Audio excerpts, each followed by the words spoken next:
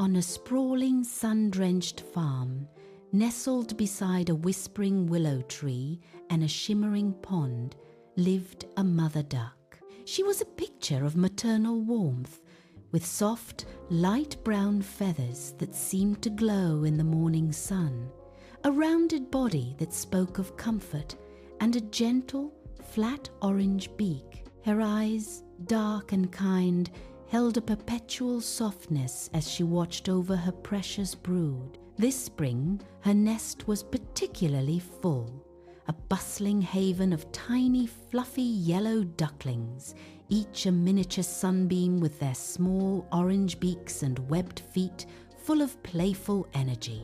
Among this lively clutch, however, there was one who stood out, not for its vibrant yellow, but for its muted grey. This duckling was larger than its siblings, its feathers a dull, almost sombre shade, and its form seemed a little clumsier, less streamlined than the others. From the moment it hatched, a quiet difference settled over it. The other ducklings, with their bright, innocent cruelty, quickly noticed.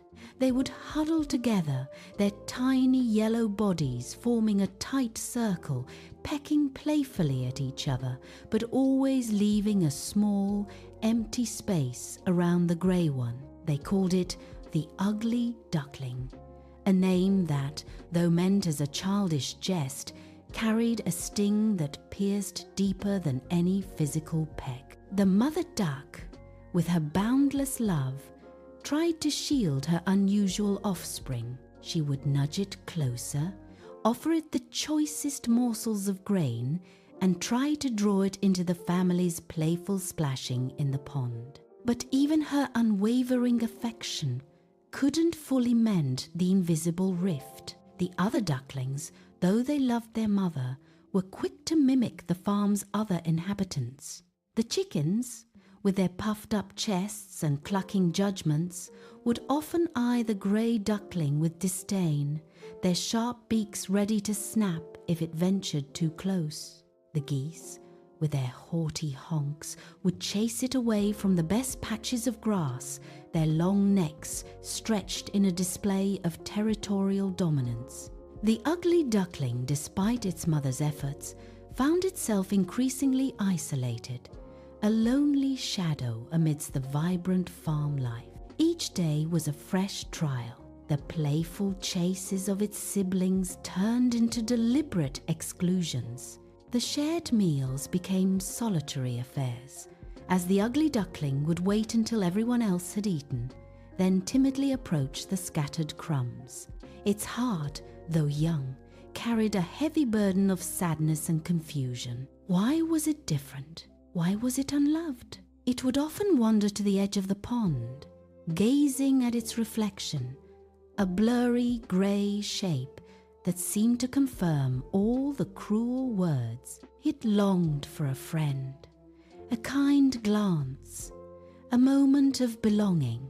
The farm, once a place of potential warmth, became a landscape of constant reminders of its perceived flaws. One crisp autumn morning, a particularly harsh taunt from a group of older ducks, combined with a sharp peck from a rooster, finally broke its spirit. The ugly duckling, its small body trembling, made a decision. It could no longer bear the constant ridicule, the gnawing loneliness. With a heavy heart, it slipped away from the farm, leaving behind the only home it had ever known. Its journey was fraught with peril. The world outside the farm fences was vast and unfamiliar. It hid in tall reeds, its grey feathers a poor camouflage against the changing colours of the season. It foraged for meagre scraps, its hunger a constant companion. The nights were long and cold, filled with the rustling of unseen creatures and the mournful cries of the wind. It learned to be wary, to be quick, to be utterly alone. As winter descended, a cruel blanket of white and ice, the ugly duckling faced its greatest challenge yet. The pond froze over, The reeds withered and food became scarce. It shivered through icy winds, its large body, once a source of ridicule, now a slight advantage in retaining a little more warmth. It found shelter in a hollow log, its dreams filled with the warmth of its mother's feathers and the distant taunting quacks of its siblings. It was a time of profound hardship, of battling against the elements and the crushing weight of its own despair. Many times it felt its strength waning, its hope flickering like a dying ember. But deep within, a tiny spark of resilience, an instinct for survival, kept it going. When the first tender shoots of green began to push through the thawing earth, and the ice on the pond began to crack and melt, a fragile hope bloomed within the ugly duckling. Spring had arrived, bringing with it a promise of renewal.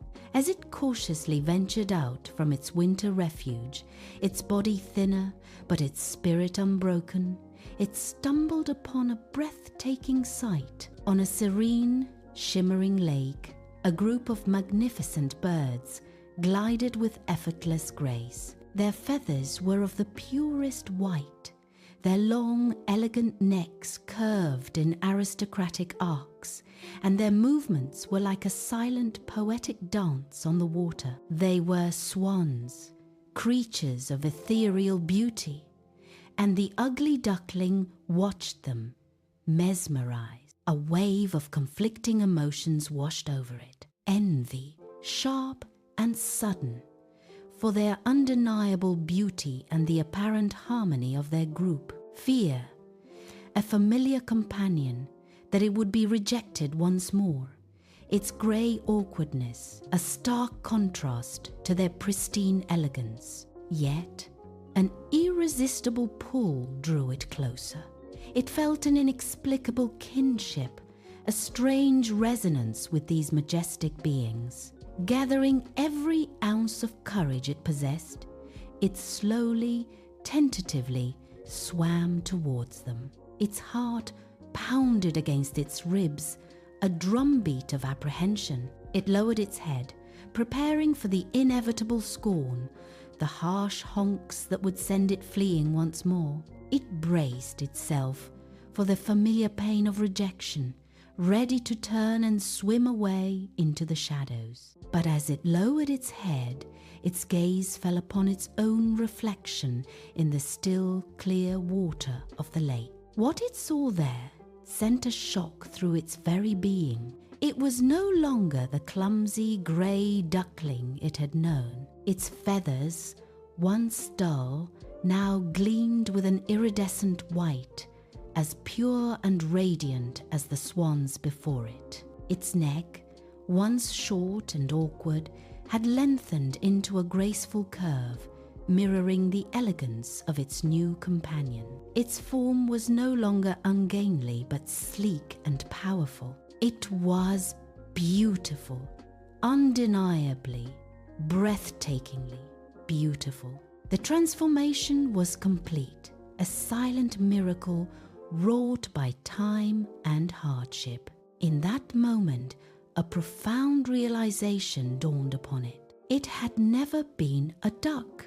It had been a swan all along, a swan disguised by the awkwardness of youth and the misunderstanding of those around it. The ridicule, the loneliness, the suffering, all of it had been a journey towards this moment of self-discovery.